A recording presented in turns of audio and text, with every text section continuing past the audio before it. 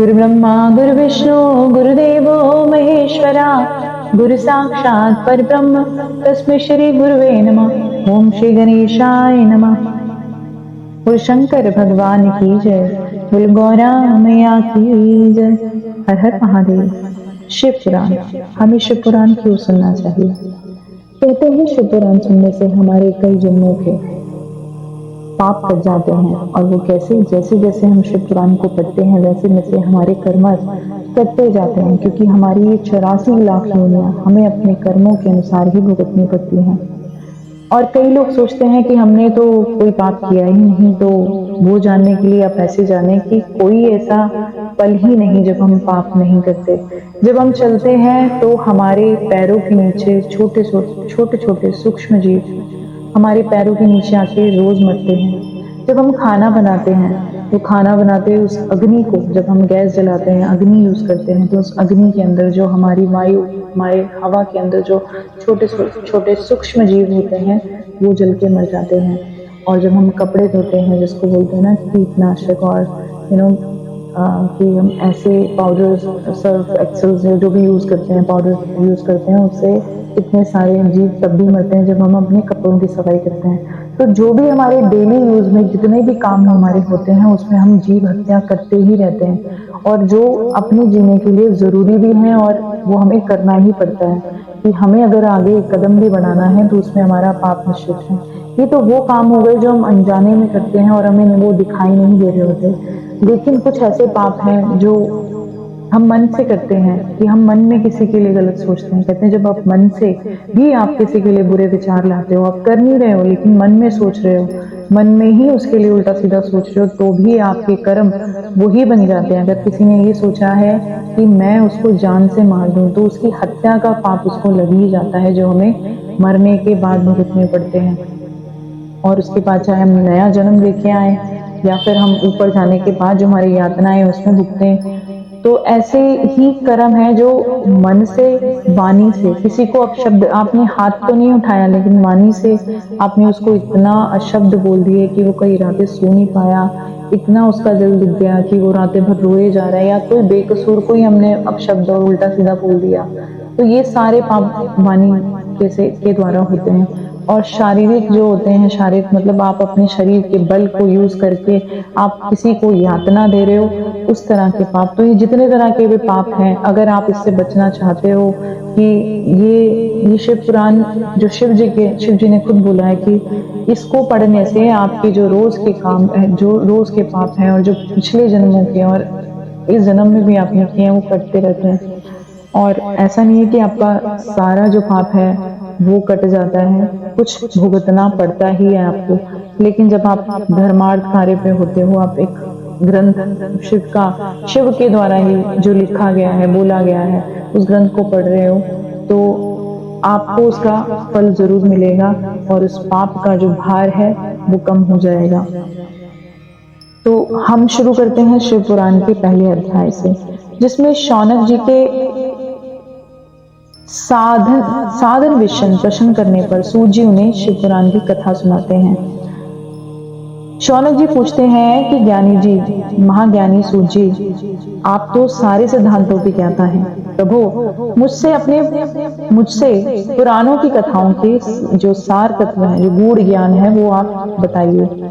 ज्ञान और वैराग्य सहित भक्ति से जो प्राप्त होने वाले विवेक, अच्छी बुद्धि की जो प्राप्ति कैसे होती है वो बताइए। साधु पुरुष किस प्रकार से अपने काम, क्रोध को और मानसिक विकारों को, अपने जो काम और क्रोध हैं और जो मानसिक मतलब आपके दिमाग के जो विचार और जो हमसे उल्टे सीधे काम कराते हैं, उन पे कैसे निवारण करते हैं, उसे कैसे कंट्रोल कर सकते हैं। इस घोर कलिकाल में, इस घोर कलयुग में जीव प्राय आसुर स्वभाव के हो गए हैं। आसुर स्वभाव के कैसे हो गए हैं कि सारे ही राक्षसी हैं। पहले कोई जीव हत्या करके नहीं खाता पीता था, अब तो मोस्टली हर दूसरा इंसान नॉनवेज खा रहा है। जीव हत्या करके ही वो राक्षसों का भोजन था जो नॉर्मल मानव भी करने लग गए हैं। तो वो आसुरी स्वभाव के हो गए हैं और गुस्सा करते हैं, लड़ाइयां झगड़ा करते हैं। सारे आसुरी स्वभाव के कलयुग के सभी प्राणियों के लक्षण हैं। इस जीव समुदाय को शुद्ध और देवी संपत्ति से युक्त बनाने के लिए सर्वश्रेष्ठ उपाय क्या है? एक कौन सा ऐसा उपाय है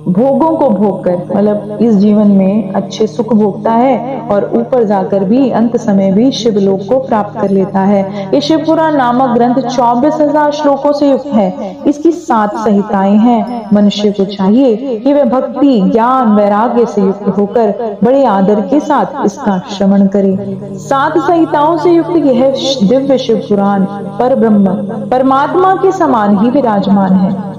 इसकी उत्कृष्ट गति, और ये सबको उत्कृष्ट गति प्रदान करने वाला है, जो निरंतर अनुसाधन पूर्वक इस शिव पुराण को वाचता है, इसको पढ़ता है या सुनता है, प्रेम पूर्वक इसको पाठ मात्र करता है, वे पुण्य आत्मा है। इसमें कोई संशय नहीं है, इसमें कोई डाउट नहीं है। जो उत्तम बुद्धि वाला पुरुष अंत काल में भक्ति पूर्वक इस पुराण को सुनता है, उस पर अंतन प्रसन्न हुए भगवान महेश्वर उसे अपना धाम प्रदान करते हैं। जो प्रतिदिन आदर पूर्वक इस शिव पुराण का पूजन करता है, वो पढ़ता भी नहीं है, सिर्फ इसका पूजन ही करता है, वे संसार में संपूर्ण भोगों को भोग कर जो भी उसके कर्म है, जो भी उसके परिवार की रिस्पॉन्सिबिलिटी है, यश कीर्ति और जो धन धान्य, वो सबको वो भोगता है और उसके बाद अंत में भगवान शिव के पद को प्राप्त करता है, मतलब शिव धाम को चला जाता है। जो प्रतिदिन आलस से रहित होकर, आलस को त्याग करके रेशमी वस्त्र द्वारा शिव पुराण को ढकता है, कोई सुंदर सा वस्त्र शिव पुराण को ओढ़ाता है और उनकी सेवा करता है, सत्कार करता है, वह सुखी होता है। ये शिव पुराण निर्मल भगवान शिव का ही सर्वस्व है। जो इस लोक में और परलोक में सुख को चाहता हो, उसे आदर के साथ इसकी सेवा करनी चाहिए। ये निर्मल और उत्तम शिव पुराण धर्म, अर्थ, काम और मोक्ष रूप चारों पुरुषार्थों को देने वाला है, अतः सदा ही प्रेम पूर्वक इसका श्रवण करना चाहिए और विशेष पाठ भी करना चाहिए। बोल शंकर भगवान की जय, बोल गौरा मैया की जय। हर हर महादेव।